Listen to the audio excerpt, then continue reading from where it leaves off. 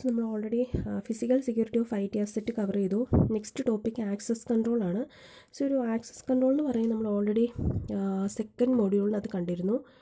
Access control എന്താണ്, അപ്പോൾ അതിൻ്റെ ഒരു വീഡിയോ ഇട്ടിരുന്നു.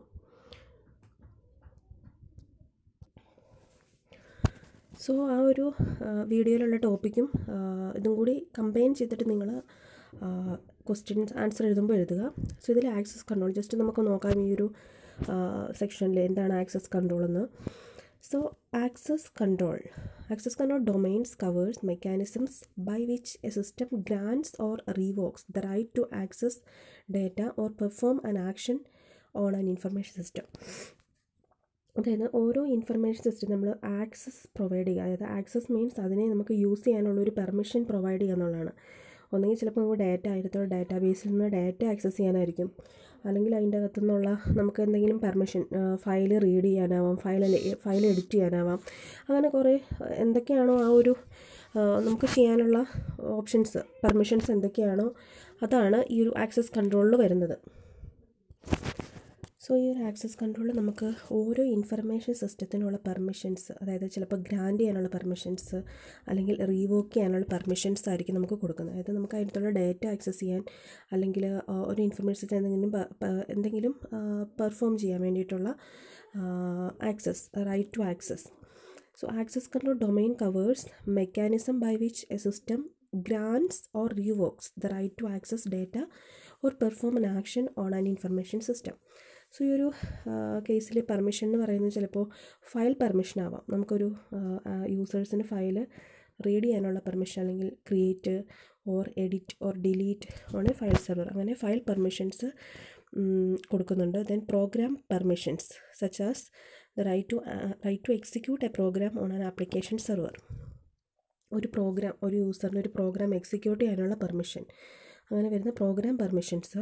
Then data right means the right to retrieve or update information in a database. നമുക്ക് ഡാറ്റാബേസിൽ നിന്ന് ഇൻഫർമേഷനെ അല്ലെങ്കിൽ ഡേറ്റയെ ആക്സസ് ചെയ്യാനുള്ള ഒരു ഡാറ്റ റൈറ്റ്. അങ്ങനെ ഡിഫറെൻറ്റ് ടൈപ്പ് ഓഫ് പെർമിഷൻസ് അല്ലെങ്കിൽ ആക്സസ് കൺട്രോൾ, അതാണ് ആക്സസ് പ്രൊവൈഡ് ചെയ്യുന്നത്. അതിനെയാണ് നമ്മൾ ആക്സസ് കൺട്രോൾ എന്ന് പറയുന്നത്. ദെൻ എന്താണ് ഡെഫിനിഷൻ നോക്കാം. So access control is the process or mechanism for giving the authority to access the specific resources, applications and system. സോ ഇത് ശരിക്കും ഒരു അതോറിറ്റിക്ക് കൊടുക്കുകയാണ് ഒരു പെർമിഷൻ, ഒരു എന്തെങ്കിലും റിസോഴ്സസ് ആക്സസ് ചെയ്യാൻ അല്ലെങ്കിൽ ആപ്ലിക്കേഷൻ ഓർ സിസ്റ്റം ആക്സസ് ചെയ്യാനുള്ള ഒരു കൺട്രോളിങ് ആക്സസ് പെർമിഷൻസ് പ്രൊവൈഡ് ചെയ്യുന്നതിനെയാണ് നമ്മൾ ഈ ഒരു ആക്സസ് കൺട്രോൾ എന്ന് പറയുന്നത്.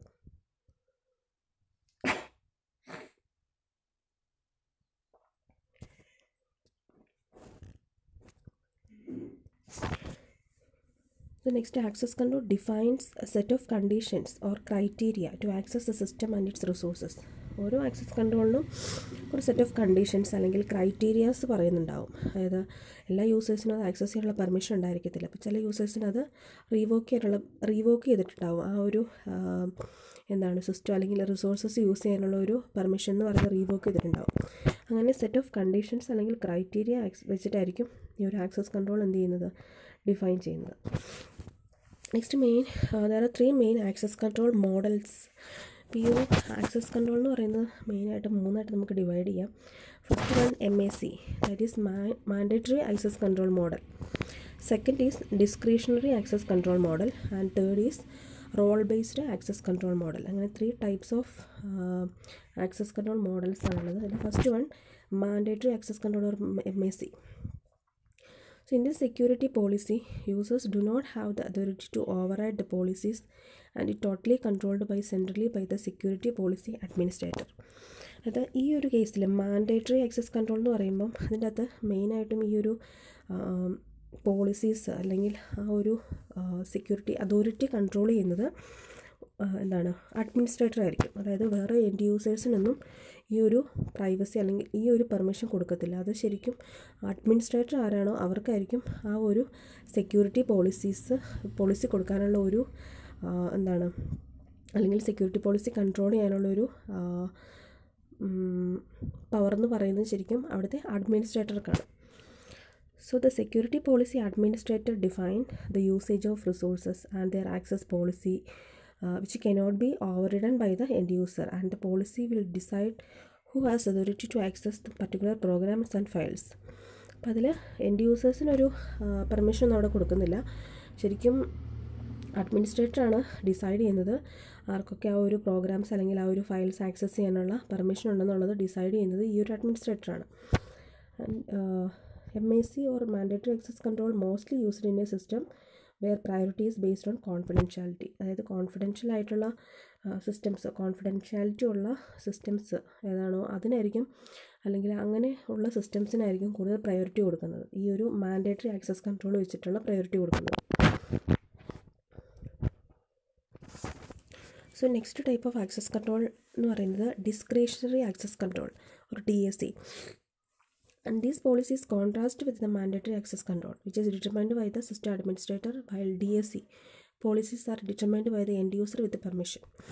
അപ്പോൾ എൻറ്റയർലി ഡിഫറെൻ്റ് ആയിട്ടുള്ള ഒരു ആക്സസ് കൺട്രോളാണ് DAC എന്ന് പറയുന്നത്, അതായത് ഡിസ്ക്രിഷണറി ആക്സസ് കൺട്രോൾ എന്ന് പറയുന്നത്. അതായത് DACക്കകത്ത് ഈ ഒരു പോളിസി ഡിറ്റർമൈൻ ചെയ്യുന്നത്, അല്ലെങ്കിൽ ആർക്കൊക്കെ പെർമിഷൻ കൊടുക്കണം എന്നുള്ളത് ഡിറ്റർമൈൻ ചെയ്യുന്നത് ആരാണ്? എൻഡ് യൂസേഴ്സാണ്. ബട്ട് മാൻഡേറ്ററി ആക്സസ് കൺട്രോളിനകത്ത് സിസ്റ്റം അഡ്മിനിസ്ട്രേറ്ററാണ് ഡിറ്റർമൈൻ ചെയ്യുന്നത്.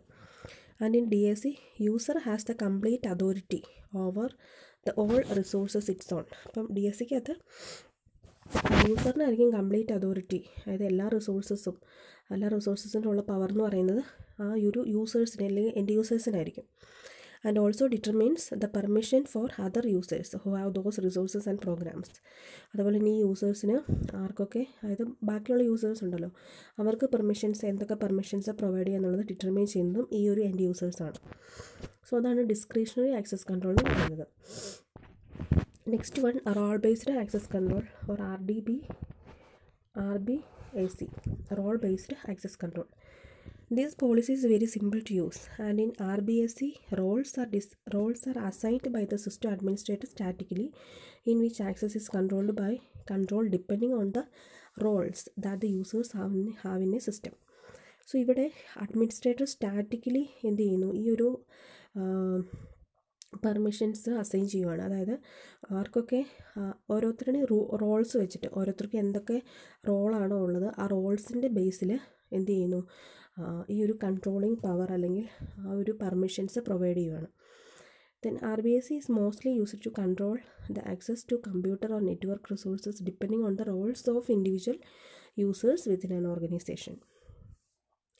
Due to the static role assignment, it does not have complexity. Therefore, it needs the low attention for maintenance. ഇപ്പോൾ ഒരു ഓർഗനൈസേഷൻ എടുക്കുകയാണെങ്കിൽ പല ടൈപ്പ് ഓഫ് റോൾസ് ഉള്ള യൂസേഴ്സ് ഉണ്ടാവും. അപ്പോൾ ഓരോ യൂസേഴ്സിനും ആ റോൾസിനെ ബേസ് ചെയ്തിട്ട് ഇവർ പെർമിഷൻസ് പ്രൊവൈഡ് ചെയ്യുന്നു. ഇന്നയാൾക്ക് ഇപ്പോൾ ഡാറ്റാബേസിൻ്റെ ആ ഒരു യൂസറിന് മാത്രമായിരിക്കും ഡാറ്റാബേസ് ആക്സസ് ചെയ്യാനും എഡിറ്റ് ചെയ്യാനും ക്രിയേറ്റ് ചെയ്യാനുള്ള പെർമിഷൻ ഉണ്ടാകത്തുള്ളൂ. അതുപോലെ റോൾസ് വെച്ചിട്ട് ഓരോരുത്തരുടെ റോൾ വെച്ചിട്ട് എന്ത് ചെയ്യുന്നു, ആക്സസ് പെർമിഷൻസ് പ്രൊവൈഡ് ചെയ്യുകയാണ് ചെയ്യുന്നത്. സോ ഇത്രയാണ് 3 ടൈപ്പ് ഓഫ് ആക്സസ് കൺട്രോൾ എന്ന് പറയുന്നത്. അപ്പോൾ നിങ്ങൾ എക്സാമിന് എഴുതുമ്പോൾ ഇതും നമ്മൾ മുമ്പ് പഠിച്ച ആക്സസ് കൺട്രോളും കൂടി കമ്പൈൻ ചെയ്ത് ആൻസർ ഇട്ട് എഴുതുക.